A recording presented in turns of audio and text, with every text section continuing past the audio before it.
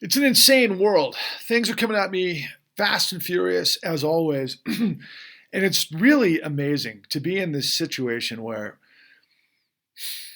for example, take this morning.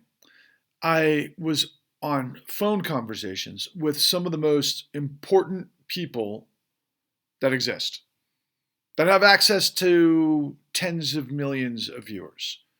And I'm working on putting together the elements of what will ultimately become a very loud and piercing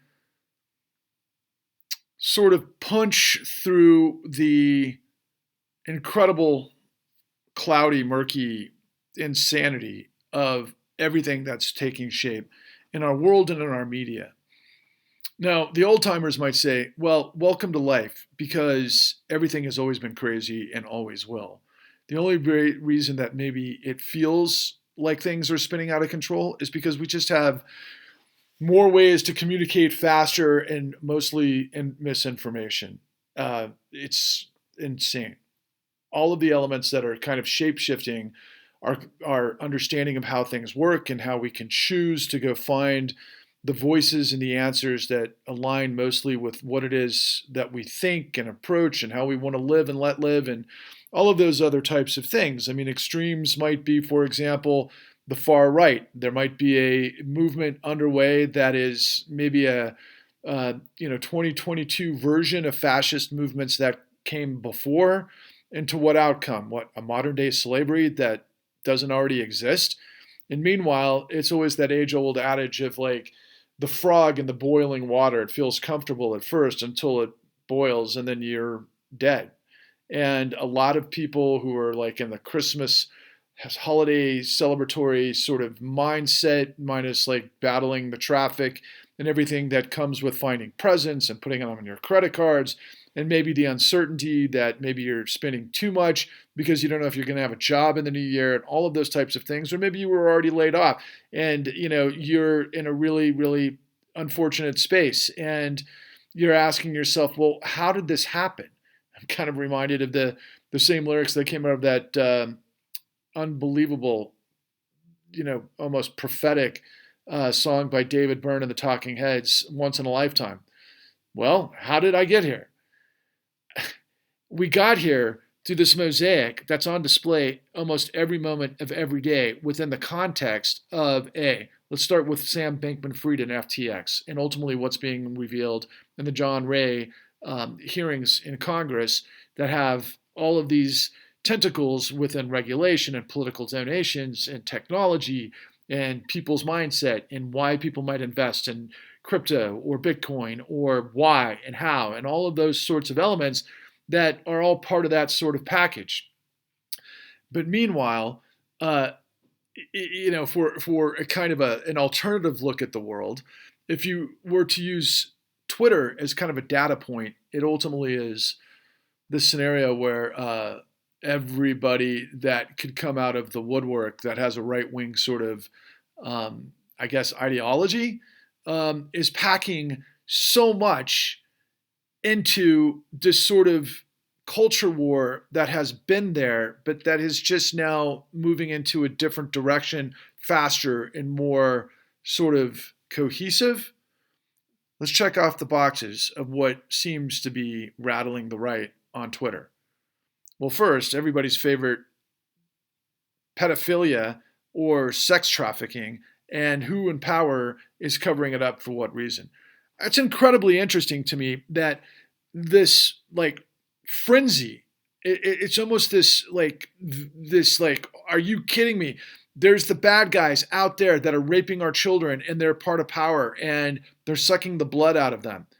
And oh, by the way, if you're Matt Taibbi and Elon Musk, yeah, the FBI has been hiding elements that kind of fit into that scenario when they should be doing the job of anti-terrorism and other major crimes, such as the crime that I'm revealing to you, which incidentally, we discovered that the FBI actually had done its job leading up to what it is that I continue to reveal to you, only to be stymied by its own political party and ultimately, ironically, and this has got to be like an age-old sort of thing that happens in this sort of culture where during this time period that I'm referring to,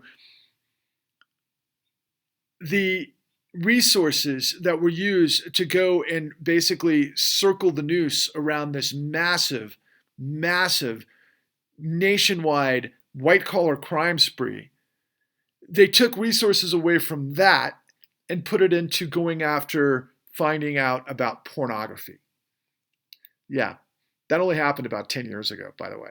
And so, yeah, it's interesting that Matt Taibbi and Elon Musk and this echo chamber are like, oh my God, look at the FBI and porn and covering for, sexual exploits and deviation and all this stuff, which is this thing that people get freaking hyper like, oh my God, are you kidding me? It's the new blood libel. And then ultimately, that's infused with what? Immigration. That's infused with the cacophony of calling for Anthony Fauci's head because the plandemics, presumably, was this thing of the state to what? Like kill everybody, to basically get everybody on their heels so that things could happen. Look, I'm not an expert, and I've said this before, in all things crypto. I was about to say crypto, in all things COVID, but, I know what happened in finance and monetary policy throughout this time period, which is definitely interesting. And is there a correlation?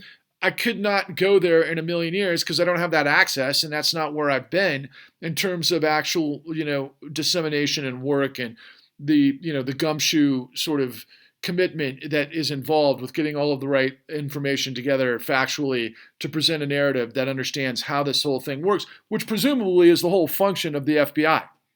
But I can tell you that it's not I'm trying to think of the term that when you go into an institution and you're there for life, basically, that's different than political appointees that could actually be at the apex of said agencies. So like all the professionals in the system know exactly what's going on and what should be done, but they can literally have the rug pulled out from them and they take a faceplant, which I've learned is a terminology in crypto, by the way, and Bitcoin, justifiably so, which brings us full circle to what it is that I'm trying to reveal to you. So Matt Taibbi and the right are, I can't believe I even said that, Matt Taibbi and the right, whatever that means. I mean, Matt Taibbi, a journalist who's actually one of the greatest journalists of our times, has chosen to go with what is the hot hand because he can with Elon, and he's getting 90,000 to 100,000 views and likes on every tweet, which changes the paradigm of information. I mean, it's real information, but they've chosen to pick this information that this audience wants to hear. Famously, it's called Give the People What They Want. There's a great Kinks song from that, like back in the, I guess, early 80s that I used to love to listen to. But that's what it is. It's like Wag the Dog. It's like, it's trolling for, it's chum for all of these people. And I look at like Marjorie Taylor Greene and, Jim Jordan and all of these like right-wingers that are in Congress that pop up on these Twitter feeds, and they amplify these conspiracy theories among what I just mentioned, not to mention insurrection and all the insanity that we saw with Donald Trump the other day.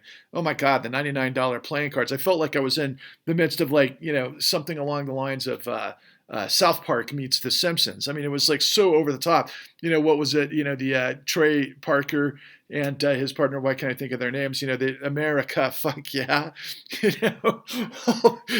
This is all straight out of that book. In fact, I'm not sure if, quite frankly, because I think Matt Taibbi has a great sense of humor and it comes from my sort of era, like where we could probably talk about 15 different quotes from Caddyshack, for example, right? Or some of the great movies from the 80s. He has that type of humor, and I think maybe Elon does too. And there's like this Monty Python sort of vibe where it's like, are they punking everybody because of the whole cancel culture situation? I'm not quite sure. But meanwhile, there's this, incredible frenzy on the right, and it probably is a data point, and everybody, that are probably on the left or some version that's not the right or fascism are like, let's go to Mastodon or let's go to our club so we don't have to like deal with this.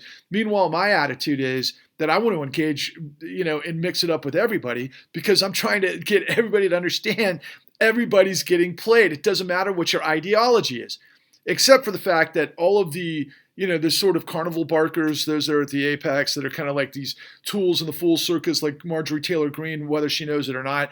They're there for a purpose, to rile people up for specific outcomes. Meanwhile, they have no idea how the system works. But the same could be said for AOC. Honestly, I don't put them in the same category. I'm not saying, look, left AOC is like the same version of Marjorie Taylor Greene, not even close. But at the same time, their ignorance of the system is. And so, for example, Matt Taibbi and Elon Musk are all over the FBI this morning. And like I mentioned previously, in our work, we discovered that the FBI had pulled the noose on the largest criminal conspiracy in the United States, and they had it dead to rights. But as it turns out, like I said previously, that the hierarchy, the political hierarchy, ultimately chose to take resources away from this because, as it turns out, one of the largest contributors to this particular presidency was somebody who was at the apex of the con that the FBI was about to frickin' bring down the hammer on. And what happened was, they basically, the AG at the time, the AG at the DOJ had said, no, we're going after porn. That's how political machinations work. It's how asymmetric information works. The guys up top can puppeteer everybody else. And that's ultimately what's been going on. And that's the system I'm trying to reveal to you. Because if you look at FTX, if you look at what was the ones that I learned about last night, and I've been going through this in a big way because of some new projects that I'm dealing with, that involves some people that could get to tens of millions of people. And if I brought their name up, they'd be like, you're not talking to them. And I'd be like, yeah, I am. But the bottom line is that, FTX and Bitfinex, I think is how you pronounce it. And of course, Tether, all of these guys maturated their con based on asymmetry, a mere revolution of what they considered, what I know to be the reason why Bitcoin and blockchain and crypto supposedly came to be, which was to DeFi, because of the nature of fiat. But they all then decided to become fiat because maybe that was the point all along. All I can tell you is if you look at crypto, if you look at FTX, if you look at Alameda, if you look at Tether, if you look at Bitfinex, and many, many, many others, Luna from what I understand as well, and I'm just learning some about this, but it's always been predicated on the same premise the whole time. Now, there's gaming people that are into blockchain that want to mine, and there's value, and then there's the trading, and then there's, how all of the different games maturate, right? And then there's a bunch of pump and dump schemes, and there's a bunch of shadow players, and everybody knows it's the Wild West, and yet now we're talking about regulation. Meanwhile, the SEC was digging into it, but then the SEC's like, no, caveat emptor. I mean, we're not going to, integrate you, except maybe there's some technology there for what's going to happen with centralized digital currency downstream. I mean, it's a complicated game that we're all basically dancing to, like marionettes. But at the core of it all is what I continue to profess and tell you over and over and over. And so, like, for example, in the mainstream media, I mean, there's almost all these scoffs. Like, it's like you look at FTX and it was like, John Ray in Congress the other day was getting all of these questions by all of these different representatives on all of these different committees. And they're just like, why did this happen? How did it happen? Who was supposed to look? Meanwhile, they were the ones who were supposed to make sure it didn't happen. But it's not really regulated because it was, in a domiciled and offshored in the Bahamas and blah, blah, blah. So there's just hypocrisy, not to mention the donations and all the rest of it. And everybody gets on their platitudes as opposed to what we should do is have prosecutors going directly at what the crimes are that they knew, because there was 8, felony charges by the DOJ, which moved at lightning speed to arrest Sam Bankman-Fried last week. But again, what's the point of everything? So everybody in crypto, everybody in Bitcoin, everybody in these exchanges, they fancied themselves. What? Can you answer the question based on everything that I've laid out for you? They fancy themselves fiat. They fancy themselves the Federal Reserve. They fancy themselves a country, but they're not a country.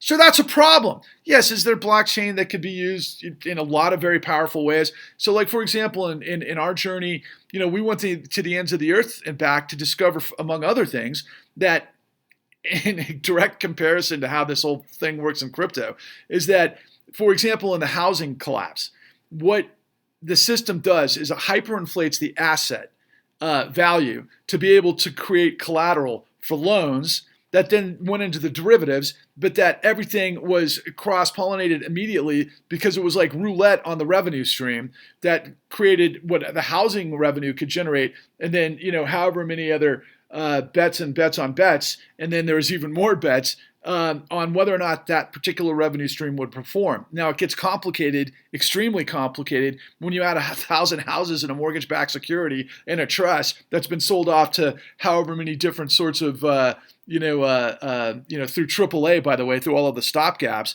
and to pension funds and all of that sort of thing, or municipalities or countries. And it just becomes a game of thievery through fees that people are putting together so fast that have absolutely no value of collateral, that in the end, the Federal Reserve, after the world blew up, because there was $600 trillion in 2009 of notional value in the derivatives market, 600 to 800 trillion, that ultimately they had to step in to provide this emergency liquidity with the full faith in the credit of the United States, that basically just generated digital assets out of thin air, based on no fucking collateral, which is exactly what goddamn Alameda was doing with FTX.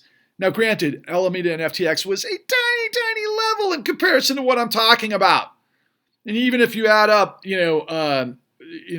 Tether and Luna and Bitfinex and all of the other players that I've still yet to learn, but they still follow the same pattern. I don't know if they actually knew exactly what took place in 2008, or it was just a cultural thing where everybody started fancying themselves like, hey, you could actually create, through your market makers, a mythalized value for an asset that you can bet in collateralized trades to create all of this activity, which is what our stock market and our financial system has become.